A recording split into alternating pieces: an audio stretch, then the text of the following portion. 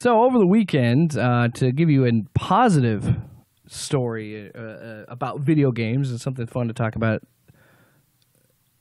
that involves video games. This past weekend, we did the first annual Party 2K19. See, the implication there is that we'll continue to do it year after year. So, yeah, this was something I recommend to any group of friends. Regardless, it could be a girls' slumber party. I know that boys' slumber party is a better name. I know. It just is. But I would recommend it to really anybody. Any group of friends. Now, it doesn't have to be exactly what we did, but I think it is necessary because sometimes you just need weekends like this. And now it might be harder depending on the age of your friend group, because if you're older, you're going to have kids and you're going to have to scramble to find a babysitter, and that might be a little bit more difficult. But if you can do it, if it's manageable, I would absolutely recommend it. So what was the boys' slumber party weekend? Well, what happened is last past weekend was Luke Moyer's birthday.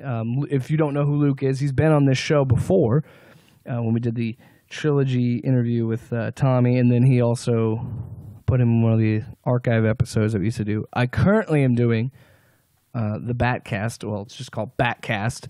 You can get that on all your podcast services. Well, not all of them, but most of them. There's thousands of them at this point, but that's available. That's a Loud and Opinionated / 402 Films collab.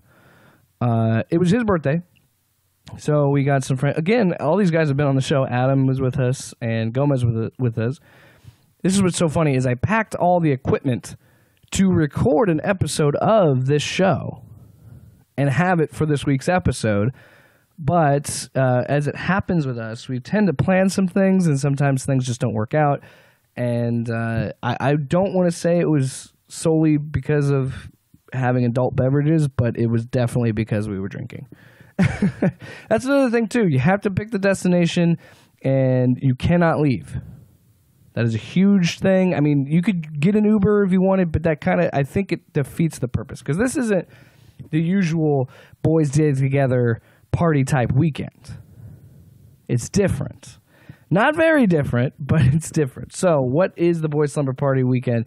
We came up with this last week, Luke and I did, after recording an episode of the Batcast, which again you can get on Apple and Spotify and all those services. Also on Anchor, thanks to Anchor sponsoring this episode. We got together, we had this conversation after recording the Batcast. I was like, well, what do you want to do for your birthday? He said, well, I was thinking of going camping and just this thing and all that, but, it just was going to cost too much, and it was such short notice on, reserving a spot to camp in. We decided against it. So then we kind of went back and forth, and that's where I pitched the idea of the boys' slumber party weekend. And that is simply just doing exactly the kind of stuff we did in high school, but doing it as an adult, which, again, in concept sounds a little silly because we're adults. We're not kids anymore, this kind of thing. But it is actually something very refreshing, and I recommend it. So what we did was we got the four of us together. We set up 2 screens, and we simply just played split screen of Halo all night. We mixed it up. We played a little bit of Madden. We played some Mortal Kombat. But we just strictly played video games for 2 days. Not 2 days straight. We took some time off, okay? We're not completely crazy.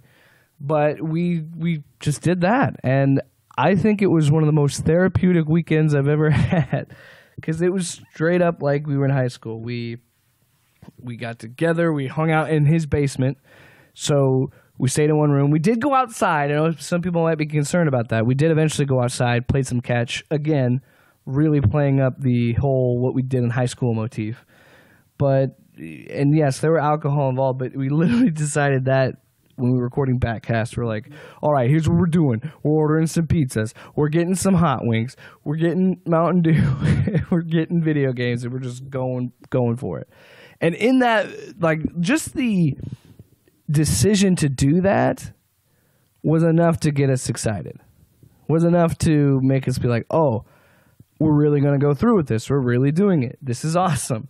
And I can't recommend enough, because what it managed to do, like I said, it plays with nostalgia, and it takes you back to that time, but it reminds you of the friendship that you still have, and the importance of being with the people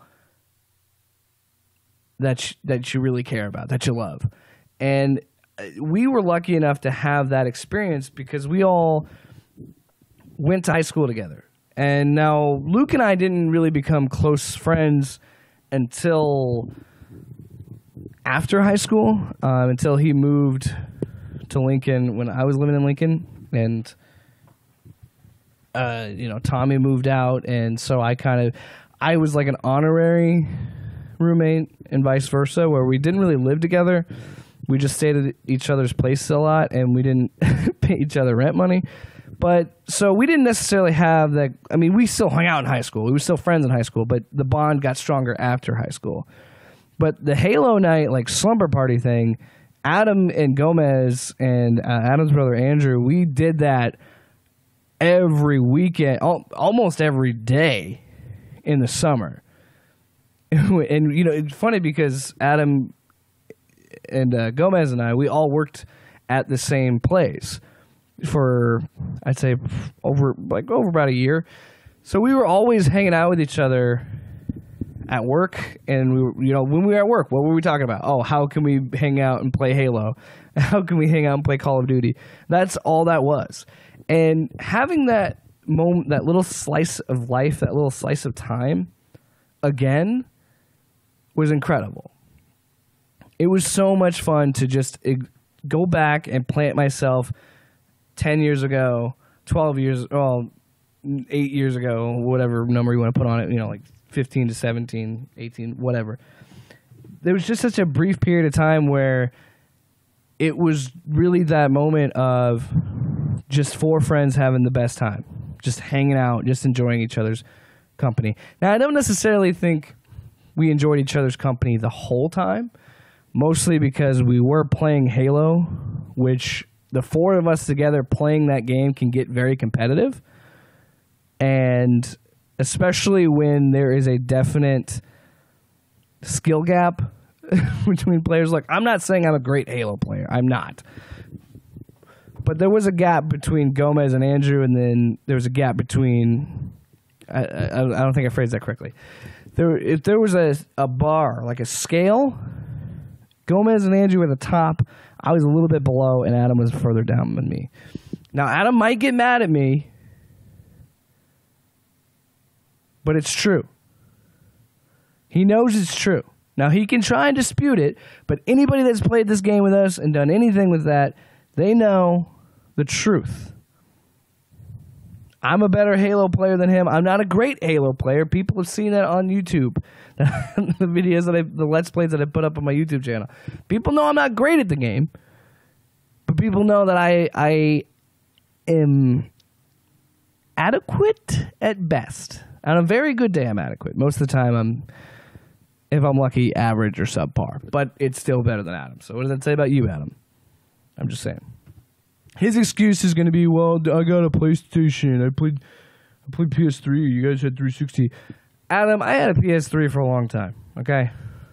Why am I arguing with Adam? He's not even here to defend himself. But it really was that slice of life and that slice of moment. Now, it probably got amplified a little bit more because we did include alcohol with our beverages. But again, you hang out with the boys on the slumber party weekend. We got to have some fun with it. It was also a nice throwback to... I hate to use the cliche when life was simpler, but it was. You thought, and that's the funny thing you have with hindsight, right? Is you think when you're in high school, you're thinking, I have, so, this girl doesn't like me, but I like this girl kind of thing. Those are the kind of scenarios you're dealing with. And you think it's the end of the world, and you think it's important, and then you get out in the real world, and then you're like, oh, I have to pay the mortgage, or I have to pay my car payments, or my insurance premiums are crazy. You have those aspects to your life. real problems, right? So to also look at this, put it in perspective of just life in general of that, and then you also put in the factor that Luke's life is changing drastically. I mean, he just got married in April, and now, he's starting a family, and his life is moving at a different rate. Now, I'm not saying it's good or bad. I think it's great for him. I think this is exactly what he wanted, and I couldn't be happier for him. But you're seeing lives move at a different rate with this perspective, right? So when this was happening in high school, we were all kind of moving at the same pace. We all kind of had the same goals, and it wasn't, again, super dramatic and totally different than what we were doing. But now it is definitely a different look at things, where it is life is moving at a much different clip and a much different rate. And that's not an issue. It's just all those things you've been talking about for years and years and years and thinking about for years and years and years are finally happening, right? And they're changing you. And for the better, I would say. Absolutely for the better, especially in Luke's case. But all these things are changing and moving around you. So when you can manage to grab a hold of something that was a moment that wasn't super fast. I mean, high school was incredibly fast. Sure, you can say that about any period of time, and it's only 4 years, and 4 years moves very quickly. But it seems like life is moving at a much faster pace than it was then. If that makes sense. I think people know what I'm talking about. I like to think that I'm making sense with what I'm talking about. So that's probably the big reason I'd recommend it, because your life is going to change whether you like it or not. Your friend groups are definitely going to change, and life is going to move in a different way. And this past weekend definitely showed me that if you're truly really good friends with people, and you truly do love the people that you're with and hang out with and have had since high school, life may change a lot around you, but the people in it don't change that much. They may change as people, yes, but those guys, whenever I get with them, we pick right up where we left off. I cannot talk to them for days, maybe even weeks, and still be able to have these inside jokes, have these quips, have amazing moments. I mean, it really felt like I jumped into a time machine and went back to high school. In those moments of just sitting in the basement, playing Halo, having the best time. Adam had his freakouts. I had my freakouts. I kept, the usual thing, yelling at Gomez, because Gomez, again, has a higher skill than all of us. Also, I'd recommend, if you're only playing with 4 people, definitely play King of the Hill. Because you all know where you're going to be, and it's really chaotic and stupid and fun. It's amazing. But I would recommend something like that. It doesn't have to be video games. It doesn't have to be Halo or Call of Duty or something like that. But definitely have something that you guys used to do that was very specific to you. Doesn't even have to be when you're first friends, but when you were the peak of hanging out with your friends. Could be college friends, could be high school friends, could even be childhood friends. Have those moments and go back and just live in those moments, because it really does put you in a frame of mind where this is just what's happening right now. What is in this moment? If it's a weekend, it's going to move quick, but you also can just sit there and really absorb it and think, I'm just happy that these people are in my life, and I'm just happy that I've had these memories with these people, and it truly makes you grateful. And I think that's really what it's all boils down to. It will give you perspective. And I'm someone who, as I've gotten older, I've been able to, and again, I'm not super old, I'm still in my 20s, but as I've gotten older, I've had to deal with a lot of death at a young age. And I've had to deal with a lot of things that I don't necessarily think I was prepared for at a younger age. So I have maybe a little bit more perspective in my 20s than some might have. And I'm not saying I'm lucky. That's just, it's an unfortunate situation, unfortunate reality. But it has given me good perspective, and I think last weekend really drove home the perspective. And you can't think about, I don't care what you think religiously or spiritually or any of that stuff. If you put that aside and just think, okay, say there's no heaven, there's no hell, there's nothing. Let's just think about right now. And think about, what can I do in this moment right now with these people? You know? And that's the way I deal with it. And that's the way I deal with death. You know, when I lost my father, of course I was sad. Everybody is sad in that situation. If you have a good, strong relationship with your parents, I would hope everybody is sad by that.